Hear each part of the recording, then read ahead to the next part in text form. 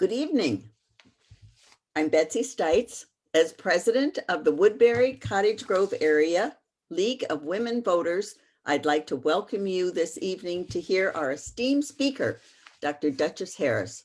She'll speak on Black women and suffrage from Ida B. Wells to Kamala Harris. As the League of Women Voters, our goal is to empower voters and defend democracy. We envision a democracy where every single person has the desire, the right, the knowledge, and the confidence to participate. I want to read our nonpartisan policy because it's really a hallmark of our organization. So here we go. The League is nonpartisan, neither supporting nor opposing candidates or political parties at any level of government, but always working on vital issues of concern to members and the public. One of our major priorities for 2021 for the Woodbury Cottage Grove area is a continuing focus on diversity, equity, and inclusion. It's our belief and commitment to equity for all voters and the recognition that democracy is strengthened by inclusion of all diverse voices within the community and government. We're thrilled tonight to partner with the Woodbury Foundation in sponsoring Dr. Harris as our speaker. And I'd like Jody Rataka to say a few words about the foundation. Jody? Well, thank you so much, Betsy, and good evening, everyone. And I'm the current board chair of the Woodbury Community Foundation, and we are honored to be co-sponsoring tonight's special webinar with Dr. Duchess Harris. The Woodbury Community Foundation is a local charitable nonprofit organization supported by generous community donations and volunteers. And we were proud to be named the Woodbury 2020 Nonprofit Organization of the Year by the Woodbury Chamber. And the city of Woodbury was also named one of the best places to live in the country by Money Magazine. Yet we know that not everyone enjoys the benefits of our great community, and that is why the Woodbury Community Foundation is addressing the needs of our growing and diverse population through our programs like the Woodbury Citizens Academy, the Nonprofit Roundtable, and the Woodbury Thrives. And we are creating healthy lifestyles, improving mental well-being, and social connectedness and inclusion. Responding to the COVID crisis with our emergency COVID-19 relief grants since last April and increasing our annual community grants, we are helping families by reducing hunger, improving public safety, and expanding youth development with emphasis on diversity, equity, and inclusion. That is why, and that is how the Woodbury Community Foundation is making a difference. But we have so much more to do. And the Woodbury Community Foundation Anti-Racism Initiative wants well-being for everyone, so this can be a better place to live and work for all of our citizens. And that, again, is why we're co-sponsoring tonight's webinar. We're excited to hear from our distinguished scholar, Professor Duchess Harris, and what an honor to have you with us. So I'll throw it back to you, Betsy. Okay, now, I had this great introduction for Professor Harris. And first of all, she asked that we call her Duchess. But the other thing she said is, I don't want a eulogy here, Betsy. So I had to cut out a whole bunch of things. But you know what? She is a brilliant, brilliant woman. And I think she must have started school at age 2 because she went to the University of Pennsylvania. She went to the University of Minnesota. She went to University of Georgia. She's been a Bush Fellow. She's got a PhD. And oh my gosh, she's just incredible. But I have to just say a couple of things. She did a postdoctoral fellow at the Institute on Race and Poverty. She earned a Juris Doctorate in January of 2011 and has written over 40 books for 3 to 12th graders and is amongst a whole bunch of other books. One of them is Black Feminist Politics from Kennedy to Clinton. The last thing I want to just say is in February 2021, Professor Harris was named to the National Advisory Board for the Kamala Harris Project. It's a nonpartisan, nonprofit group of scholars across the country to really follow Kamala Harris's tenure as the nation's first woman of color to serve as vice president. And we are just thrilled to have you this evening. Duchess, I can't wait to hear your remarks. And then we've got some, I know, juicy questions to ask you too. So I'm going to turn it over to you. Thank you again. Thank you so much, Betsy. And I really do appreciate that you did not read a 2-page introduction. And I have to say, I am just excited to be here tonight. I've been out of the classroom for about 2 weeks, which feels like a long time for me. And so I'm glad to be meeting with people and talking about some things that I love. So I will just get started here. Oh, I didn't ask to get permission to share my screen, so I'm gonna need that.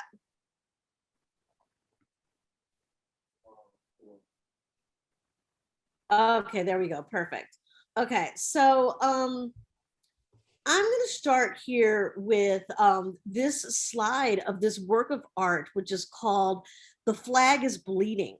And the artist is Faith Ringgold, who is still alive. She's in her 90s, and she is famous for quilts. And one of the reasons why I chose this art is because it shows the image of a Black man, a white woman, and a white man standing in front of the American flag, and blood is coming out, and they are linked in arms. And one of the things I ask my students about this image is, in the midst of, the glory of the United States and the pain of being in the United States, what is missing in this image? Sometimes they really don't know how to answer the question, but one of the things I'm trying to get at is that Faith Ringgold leaves out an image of a Black woman, and her commentary is that Black women are often left out of American politics. So tonight I'm going to talk about Black women in politics, from suffrage to the vice presidency. As Betsy said, I'm fortunate enough to be on a team of 6 scholars who are doing research on the term of the vice presidency of Kamala Harris. We had our first symposium a few weeks ago talking about her first 100 days. And we will follow her for the whole term, and hopefully it will become a book project. But I'm going to start with Ida B. Wells. And I will think that there are probably people who are watching this who might not know who Ida B. Wells is.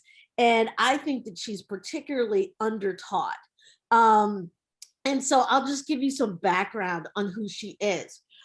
She was born into slavery in Mississippi, and her parents and younger brother died from yellow fever, which meant that she and her sisters kind of ventured out and ended up in Memphis.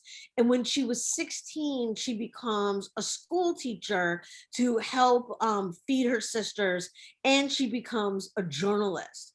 She ends up writing articles about racial inequality. And when her dear friend's husband is lynched, she begins as an anti-lynching campaign. So you might have heard of Ida B. Wells as an anti-lynching advocate, but she also was critical in suffrage and Black women's relationship to suffrage. And so Wells investigated lynchings throughout the South. She ends up publishing her findings in her own newspaper, which is also something that is unusual because the printed word is the only vehicle at the time to put forth social commentary. She creates the Memphis Free Speech, and she ends up documenting these atrocious acts. She realizes that maybe only people in Memphis might read this paper. So she takes it upon herself to travel as far as to Europe and speak out against lynching. Eventually, she moves to Chicago because the Klan burns down her publishing office in 1892.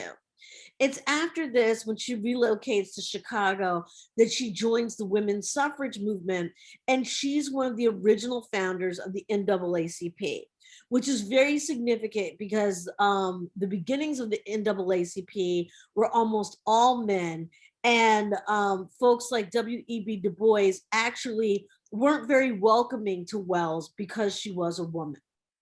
And so if we get to the Women's Suffrage March in 1913, which is leading up to the 19th Amendment, which happens in 1920, you see here that there are a group of women in Washington, D.C. that want to fight for the right to vote.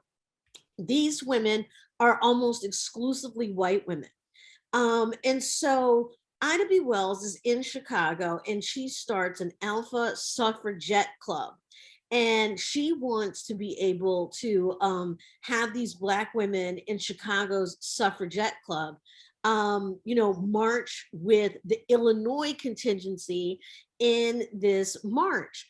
And so as we know, we've just celebrated 100 years of the 19th Amendment last year, and there's been lots of commentary about the exclusion of Black women. And so Ida B. Wells, even though she was very active in Chicago, was not allowed to march with the contingency from Illinois. So she ends up marching at the back of the line with women who are part of an organization called Delta Sigma Theta Sorority Incorporated. Now, I have to admit, I have some bias here because I'm also a member of Delta Sigma Theta Sorority Incorporated. And the way that they ended up being a part of this march was that they just decided to go. Now, what's interesting is that the other Black women's sorority at the time, Alpha Kappa Alpha Sorority Incorporated, had written the suffragettes and said, will you discriminate against us? They actually wrote Alice Paul twice. They never got a response, and because they didn't want to face the indignity, they didn't go. The Deltas, however, decided to march, and Ida B. Wells ended up joining them. And so one of the things that we'll talk about tonight is that US politics has always struggled with race, class, and gender. And so if we look at the time period right after this, the woman in the center here with the cameo brooch and the graying hair is Dr. Mary McLeod Bethune. And she is surrounded by members of the National Council of Negro Women. And so Mary McLeod Bethune is also an important player, like Ida B. Wells, but often these women are left out of our K through 12 education. So we don't really know who they are. So who was Mary McLeod Bethune?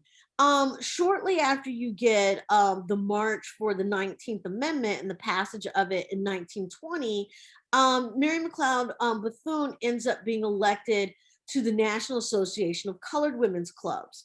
And women of color then had these organizations where they would get together, and it wasn't just social, it also had a politic of upliftment and social justice. She decides that after participating in this group, she really wants to pull another group together, and she becomes the founding president of the National Council of Negro Women. For those of you all who are not familiar with this time period, and actually the classes that I teach often don't cover the 20s and the 30s. I usually start around World War II. This is an important time period because Mary McLeod Bethune helped transition Black voters from the Republican Party to the Party of Lincoln, which was the Party of Lincoln, allegedly, to the Democratic Party during the Great Depression. And so this is when you get a shift, because for Black people who were not held back from poll taxes and things like that, who were still trying to participate in voting, they were actually voting Republican. And so Mary McLeod Bethune ends up becoming the highest ranking Black woman in government when FDR named her director of the National Youth Administration, but she was not in his cabinet. And I make this distinction because I'll be talking about the Black women that John F. Kennedy appoints. They would be like the first Black women that are on a presidential commission, which is not necessarily a cabinet position either. So moving into the 1940s, a history that has not been known about until recently are the Black women who worked at NASA. We often hear about the Black men who flew planes for Tuskegee, but we don't know about these women. They came to our attention when the Hidden Figures movie came out in the winter of 2017. I've always known about these women because the woman in the front row on the far right with the short little bun like that is my maternal grandmother, Miriam Daniel Mann. And this is an image from the Norfolk Journal and Times, which was a Negro press in Virginia. And this is the entering class of the first 11 women to work at the Langley NASA in Virginia. Now, if you saw the Hidden Figures movie, because it was Hollywood, you would think that Black women started working at NASA in the 1960s. This is actually 1943, and this is after Franklin Delano Roosevelt desegregated federal jobs, which was really important because it gave an economic opportunity to Black Americans. And the women were recruited because this is World War II, and all the men have been deployed. And so this, also is one of the reasons why Black people ended up leaving the Republican Party and going more to the Democratic Party because of the things that FDR did for Black America.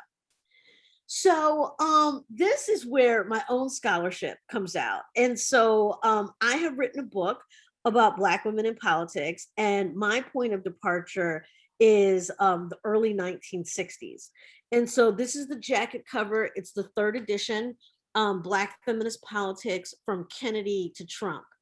And so it actually came out the first time at referencing Bill Clinton's presidency, and the second edition referenced Obama. And this book came out during the midterm elections of 2018 and deals with the first part of the Trump presidency.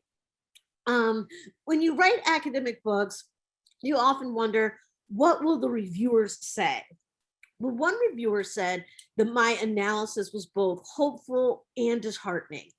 And I thought that that was a really fair review, because I think that what my book does is tell the story of the hopes and dreams, but also some of the setbacks of Black women trying to get involved in both social movements and electoral politics. So my original take on writing this book was to look at Black women's involvement between 1961 and 2001. I'm sure there are people on the call that recognize this image, but a humbling thing to think about is that first-year college students were born in 2002. And so they do not realize that this is Angela Davis, if they know who Angela Davis is, and they don't know that this is what she looked like in the 1960s. So one of the things that I argue in this book is that even though gains were always being made, success is fleeting. I share this slide as well. I think it's really important because I will ask students at Macalester, do you recognize this woman? They usually do not. This is Carol Moseley Braun, who was the first Black woman who was a United States Senator. She represented Illinois. And as we know, there's only been one other Black woman in the United States Senate, and that's Kamala Harris. And now there aren't any. And so I always think it's important for people to realize that former Senator Harris was preceded by someone. And Carol Moseley Braun was in the Senate from 1992 to 1998. So to give you an idea of what I do in this book is that I was inspired by a historian named Paula Giddings, who wrote a book called When and Where I Enter. And she starts her book off in the 19th century and kind of ends it during this time period where I pick up. And so one of the questions I ended up asking was, if Black men articulated a political agenda in 1963 at the March on Washington, and if white women articulated a political agenda in 1963 through Betty Friedan's The Feminine Mystique, then when and where did Black women enter? And so that's really my book. One of the things I look at is that the Black men are monolithic in a sense, that they're mostly Southern, they're mostly Baptist ministers, they're straight men, because Bayard Rustin, who was openly gay, who was the organizer behind all of this, was not allowed to be upfront because in 1963, the fact that he was an openly gay man was controversial. A lot of people don't even question the fact that the only woman to speak at the March on Washington was Daisy Bates, who had been the adult advisor to the high school students who desegregated Central High School in Little Rock, Arkansas. And so that is where, you know, the way Black politics used to be taught, it was taught about these men, and you didn't really understand what the women were doing. In terms of what was called feminist politics, this is where you got, you know, just the cultural impact of Betty Friedan's work when she published The Feminine Mystique, which was critical because she's asking, what do you do with the white women who were working during World War II and then returned home and didn't necessarily want to be home and wanted to enter the workforce? What do you do with this problem? She called it a problem that has no name. And so the historian Paula Giddings asks, who has presented the political agenda for Black women? She kind of ends her book with that without providing any kind of answer. And so that is where I enter. And my book originally had two questions. And the first one was, what did Black women do to gain political power between 1961 and 2001? The follow-up question might seem to have some bias, which is why in many cases did they not succeed? But when you're doing the preliminary research, it's obvious that there are clearly setbacks given the fact that you do not see lots of successes between 61 and 2001. The other thing is that my work is interdisciplinary. So when I talk about political power, I'm not talking about it the way traditional political scientists talk about it. Traditional political scientists say politics is government. The government has excluded Black Americans so much. I'm defining power also outside of government in ways that Black women have influenced not just government, but also culture. Okay, and we'll talk about what culture is. So where Black women were, one of the places where Black women were in 1963 is that John F. Kennedy had a commission on the status of women that was chaired by Eleanor Roosevelt. It met between 61 and 63. Mrs. Roosevelt actually passed away in 62. They ended up putting out the proceedings of the report in 1963. And the good news is that this was the first presidential commission to acknowledge that Black women had different concerns from Black men and white women. So that was fantastic. What was kind of the bad news is that none of the Black women's suggestions were included in the final report. The reason why this is so important is one of the things that Black women were advocating for was equity around childcare. When you read the language of it, it sounds just like Aid for Families of Dependent Children, which was conceived at this moment, but doesn't get picked up on, you know, for years to come. So that's just one of the few things that they put forward to talk about what it means to have to work outside of the home, which was a different dilemma from what the middle-class white women were addressing, was that they wanted to work outside of the home because they were looking for white-collar careers. These were the women that were doing the work on the cusp of where Hillary Rodham Clinton was coming up in her life, where Hillary ends up in the first class that allows women to go to Yale Law School. That's what they wanted. Black women lived in a pink collar space, and their work was much more labor and not necessarily what they wanted to do, and they didn't necessarily want to leave their children to do it. So if we move forward a few years, 1966 is critical because it's the year that both the Black Panther Party and the National Organization for Women is founded. And so the top image is of Huey P. Newton, and then the bottom image is of Gloria Steinem. And so it is after you get both the Panthers and the National Organization for Women that once again, Black women decide that they want something of their own. One of the reasons why they wanted something of their own is that they didn't feel like the Panthers were meeting their needs, because one of their agenda items was for Black women to have babies for the revolution. And that didn't really resonate with some women. And then the National Organization for Women really had a politic around the birth control pill. And Black women were nervous about that because of all of the cases of forced sterilization that Black women had gone through, being sterilized without their knowledge or against their will. This includes even Fannie Lou Hamer, who was involved in the Mississippi Freedom Democratic Party, who had a hysterectomy without giving permission. And so a few years after you get the Panthers and the National Organization for Women, you get Shirley Chisholm, who's the first Black woman to be in Congress to actually run for president.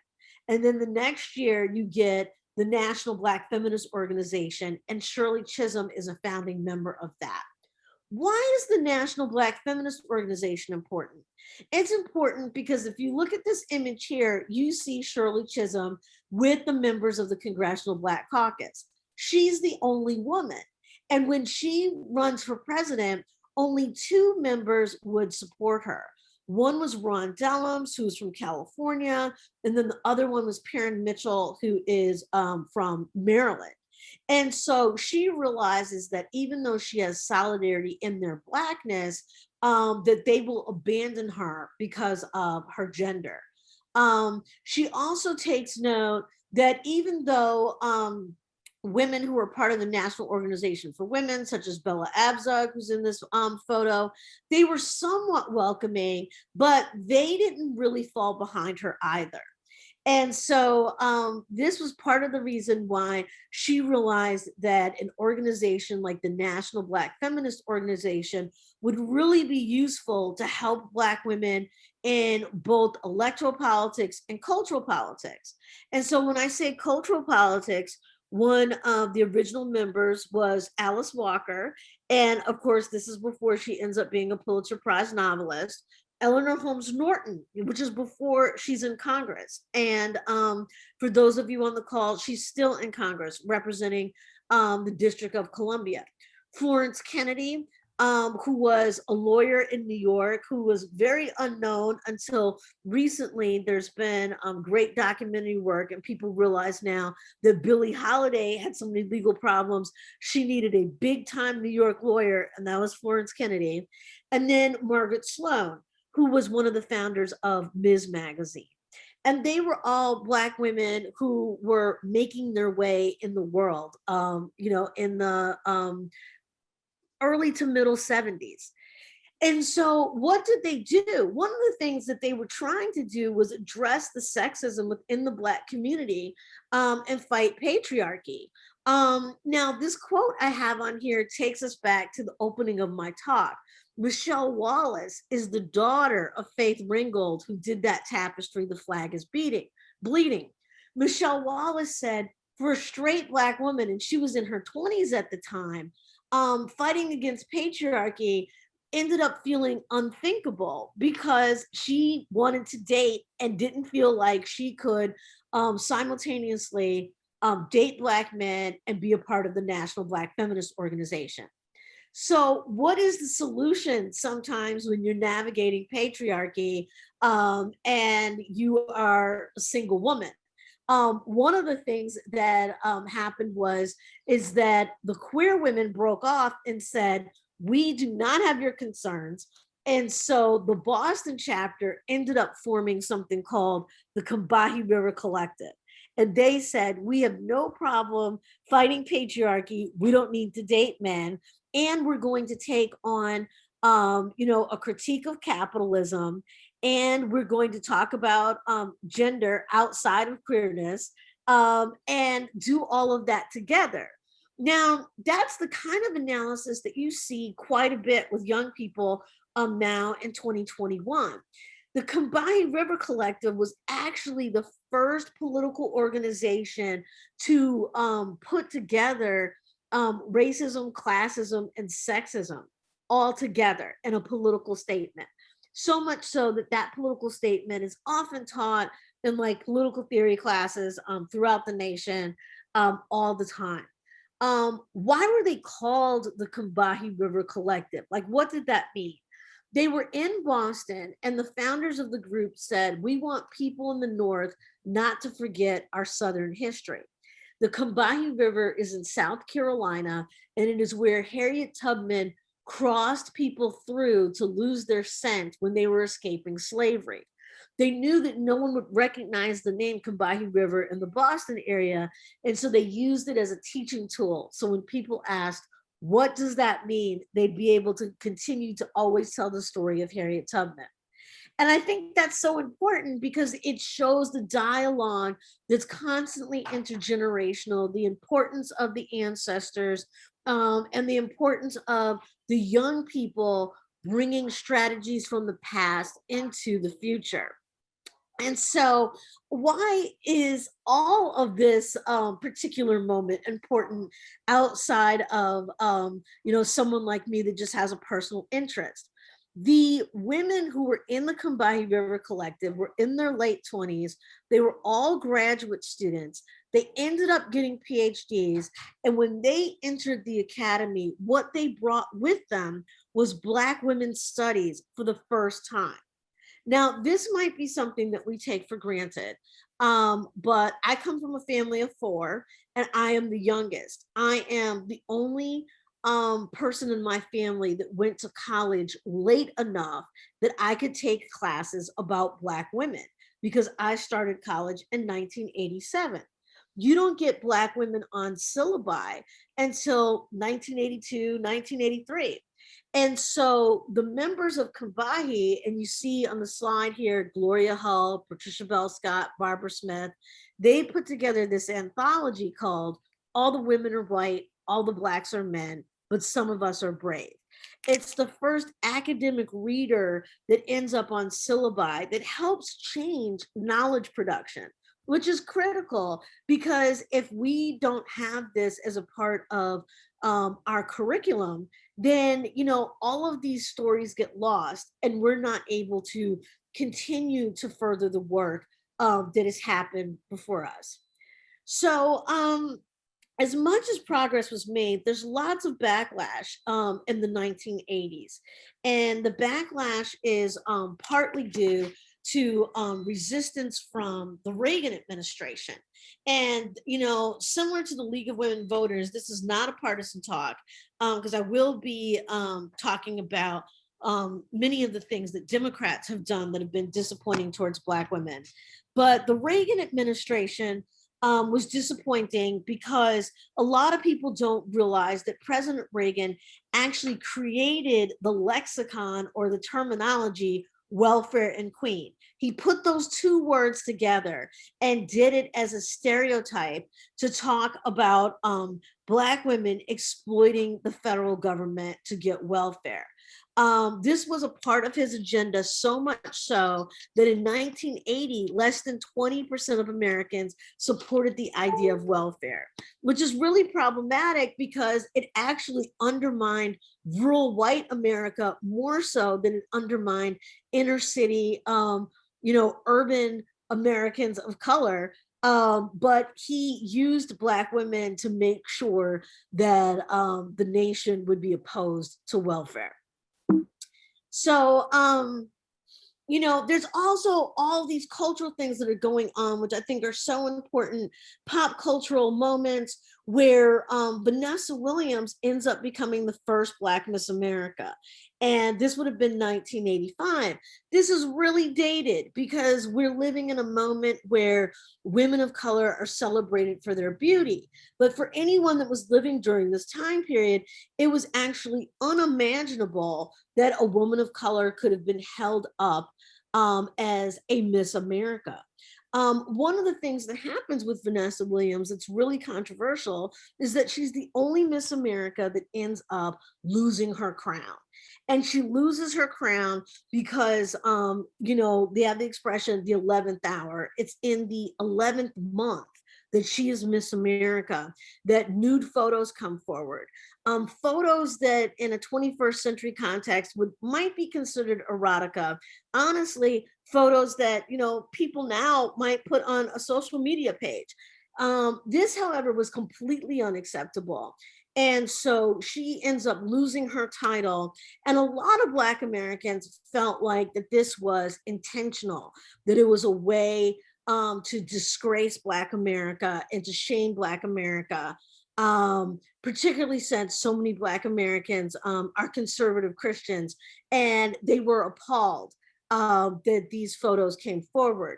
What's fascinating is that the Miss America pageant, the corporation, has publicly apologized to Vanessa Williams, and she ends up becoming the most celebrated woman who's had this title as of yet. But once again, a pop culture moment that is really generational, because the generation that we have now with images of, Beyonce and J-Lo and Rihanna would make it such that, why would, Black people in politics even care about this? But when Shirley Chisholm was in Congress, she actually spoke about Vanessa Williams on the congressional floor.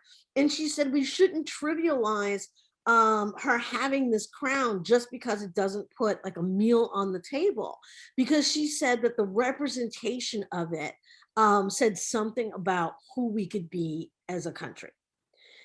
And so, this really sets us up for the backlash that also happens in the 90s. And this is through the Democrats. And this is when Bill Clinton becomes president. And Bill Clinton is the first US president that doesn't come from an aristocracy, a landed gentry. And so he plays the saxophone, he eats McDonald's, he struggles with his weight, he jogs, but really doesn't want to. And so his kind of common folksy ways made some people, including Toni Morrison, refer to him as America's first Black president. And she's using the term Black broadly. She's using it as a term as like an outsider, saying Bill Clinton isn't one of them. He's kind of like one of us, which set him up to be, high expectations that he actually does not meet. And so he tries to appoint Lonnie Guinier as the Assistant Attorney General for civil rights. And there's no confirmation. I'll talk about that in a minute. And then he gets Dr. Joycelyn Elders to be the first Black woman Surgeon General. And then he asks her to resign 18 months after she's in the post. And so here are images of Lonnie Guinier and Dr. Joycelyn Elders.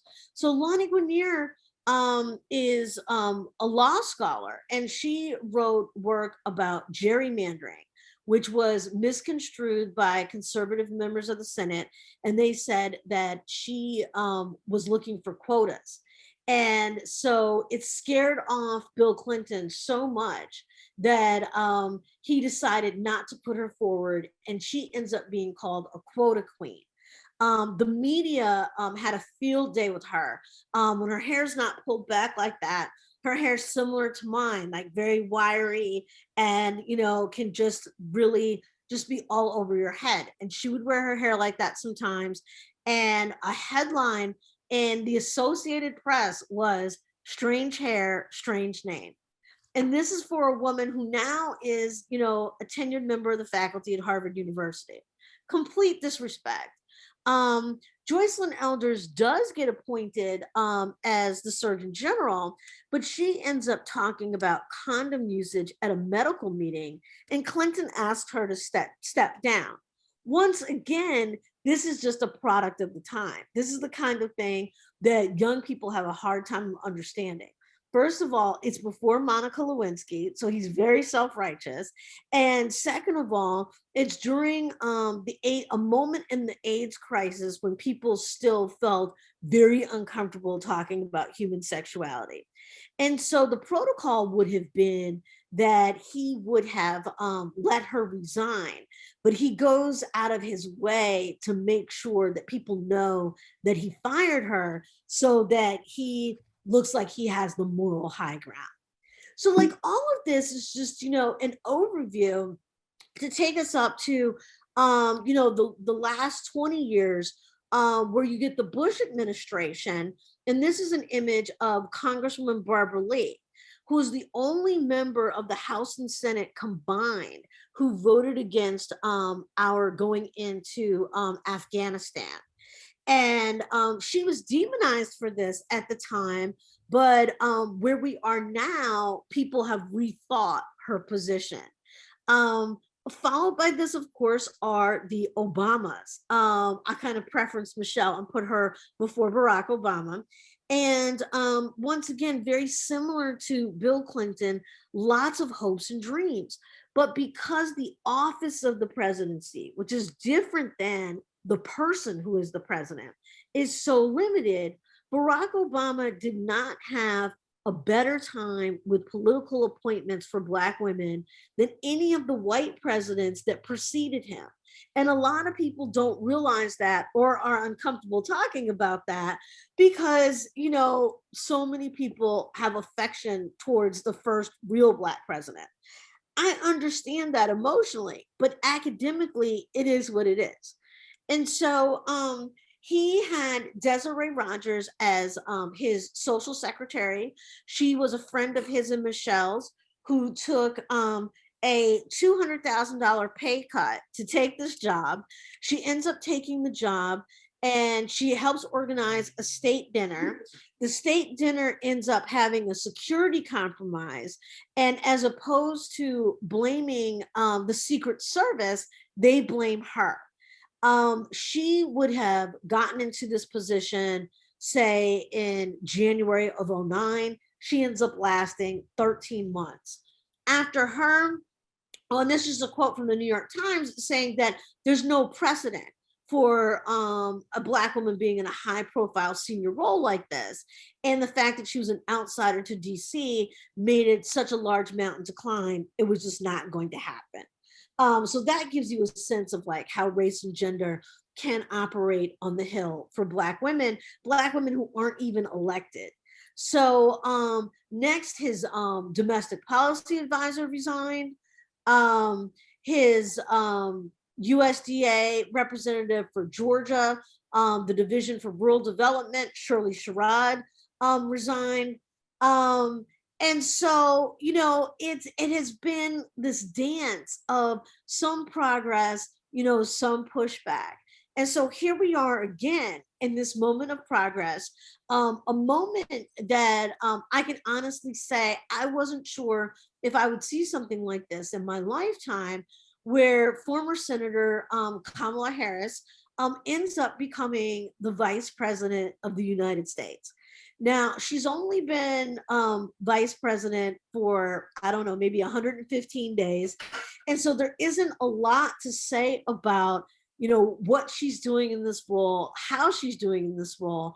I think the real conversation for us to have is how she got this position, if she'll be able to maintain it, and if the future of the presidency for the United States could possibly be a Black woman.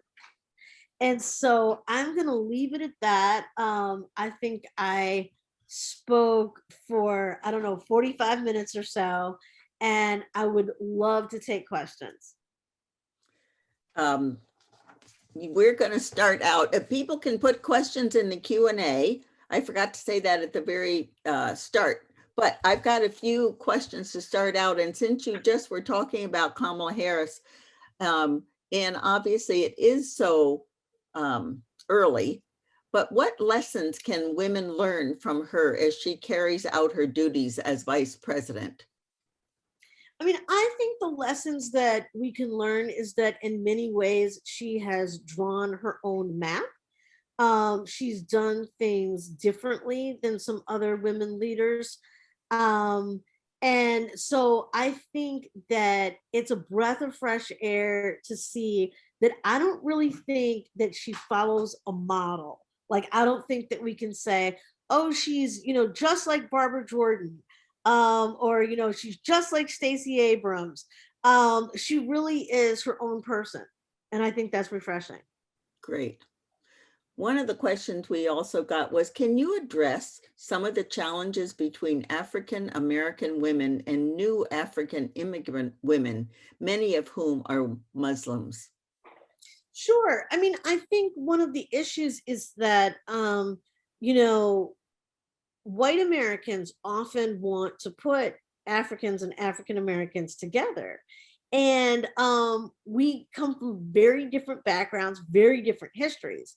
And so it is, you know, kind of trying to make a false equivalency. And so, you know, I can trace my ancestors back to the first Lieutenant Governor of Virginia, Spotswood's plantation. He was Scottish, had a relationship with an enslaved African woman, and you know, that is my lineage. That's like probably almost back to like the 1700s, right? And so that's part of my relationship to this country, which is very different than people who might have been here like 40 years. Not to mention, as you said, people who have come Muslim. A lot of people don't know that African Americans who came through the slave trade, many of them came Muslim. However, as well, they got Christianity through slavery. Interesting, interesting. Which book from your series for youth would you recommend as a starting point for like a third grader? Wow. You know, I have some what I consider to be like fun books in that batch. And when my son was 12, we did a podcast together, and it's on my website. And I mean, it's hilarious. It's before his voice has changed, and he's very honest. Like, he'll say what he doesn't like about the book. So it's unscripted. And we did a podcast on the Motown book. And so he was like, I guess the music's okay. And of course, he didn't really know who the people were. So I had to explain to him that Diana Ross was Tracy Ellis Ross's mom. And of course, his response was, she must be really old. And so I think that that's a great start. I think my Calvin Spann book is a great start. Calvin Spann was a Tuskegee Airman, and instead of talking about them as a group, it's a book just about one Tuskegee Airman. So that's nice. Yeah. So there are quite a few. That's great. Another question I've got here is Ida B. Wells' work in documenting lynching in this country has influenced a number of great journalists over the years. What can today's journalists learn from her work? I mean, I think what today's journalists can learn is that you need to be brave, right? Like, it's really easy to celebrate Ida B. Wells, but I mean, Ida B. Wells was terrorized. She wanted to stay in Tennessee. She knew if she stayed in Tennessee, she would be killed. She faced discrimination even in Chicago. And I bring this up because some of the Black journalists who were covering recent social movements felt like they were treated differently from the white journalists, that some of them were being, you know, that people were trying to arrest them, actually. And so I think all of this is important work, and we just need to remember the challenges that go with it. Based on your studies, what do you suggest as the most effective actions a group like ours can take to increase the opportunities and acceptance for Black women in politics and elsewhere? I love that question so much. I think that the solidarity that groups like the League of Women Voters have been able to provide to people like Stacey Abrams is just critical, right? I mean, it's like to get behind people who are doing voter registration, and also to get behind people that want to run for office and support candidates. You know, that's just fantastic, because that's really the only way you're going to get women in general, but women of color in particular, in elected offices. There is a rise in the visibility of the Black, trans, non-binary, and genderqueer community.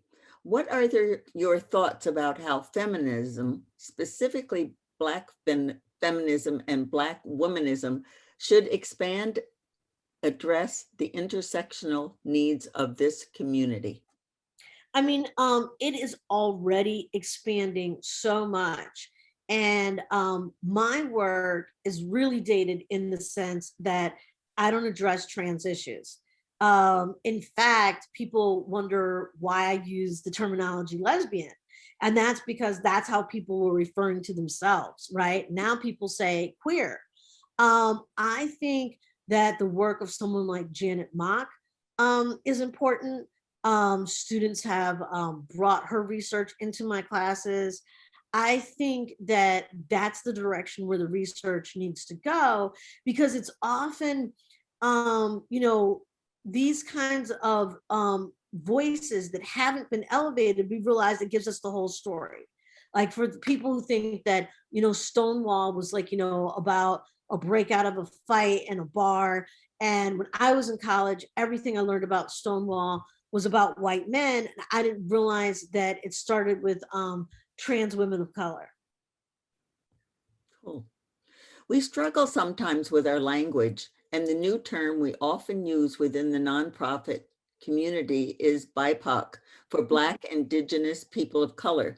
But I know this term is not liked by many older Black women I know. How do you talk about language and acronyms with your students, and how can people feel confident they're using the most respectful language? I think it's interesting when we frame it around respect, because I'm not really even sure if it's always around respect, right? And so the reason why I say that is that my parents were born in the 1930s, and they always said colored, but that's because that is what was on their birth certificate. Mm-hmm. And then my siblings and I were born in the 50s and the 60s. We always said Black, right? Now, my kids are between the ages of 14 and 22. They say African American. We all feel like we're right? And we are right, because that those are the terms of our coming of age. And so I understand it's different, people outside of the community want to address you as something. But I think that if it's not derogatory, we need to kind of give people grace, that, I'm not going to be offended if a white person in their 80s referred to me as colored, because I know that they probably said that almost their whole life. Yeah, I love that. Give each other grace. I think that would be so helpful in so many instances. Here's one about you co-wrote a book, Hidden Heroes, about the women who worked at NASA. Your grandmother was one of these courageous women. Can you share how she influenced your decisions in life? Or did she? I mean, the thing about it is, so my legal name is Miriam. I was named after her. I actually never met her, but I grew up on the stories of her because my mom was 7 when my grandmother went to work at NASA. I think some of the things that have been so influential is that I didn't come from a family that put a ceiling on my sky. And so I refer to it as being raised within a politics of possibility. So when I said that I wanted to do things, my immediate family, like we always have the outlier cousins, right? But my immediate family would always say, go for it. Cool. Which is fantastic, because I think women of all races, I think that's a rare story. I didn't even understand that to be a rare story until I was like grown. Like, I don't even want to tell you how grown I was, like less than 10 years ago grown, that it hit me that I was like, oh, everybody didn't get this. Yeah, I feel so fortunate because that's how my parents were too. Hey, you can be anything and do anything you want, and we'll be right there for you, which is such a blessing. It really is. You've done a lot of research, and based on the eulogy I didn't get to read, always learning and growing. What's your next big, what's your next big investigation? Well, I mean, it's so funny when we had the symposium on May 7th for Kamala Harris, we were like, wow, like, what do we say about someone's job performance like 3 months in? Like, I would hate to have a performance review 3 months in. And so my research is definitely going in the direction of what this vice presidency means. And in so many ways, like what it means, like not just like what she's going to do with the Senate or how the definition of her role is being broadened by Biden already. He has her doing some stuff with the border. But like, what does it mean to the people that are watching her, right? Like in terms of the way that I grew up thinking that I could do anything, I still grew up with like only seeing white men do stuff, right? And so now, young girls and boys and non-binary, right, are looking at her and saying like, wow, like, wait a minute. Yeah. Cool. Very cool.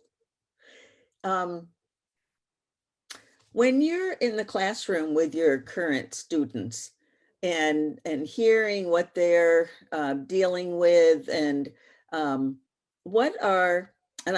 probably this would be one of our last questions, but what do you see as challenges for the current crop that is before you, and what are you seeing as really exciting things that they are holding and bringing forward?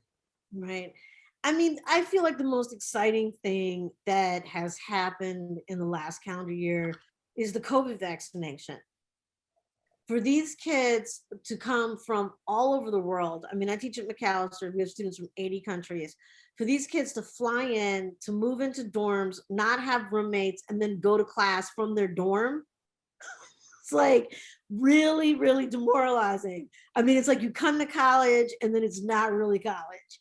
Now that we have the vaccine, I think there's a sense of, a return to, something new could be on the horizon.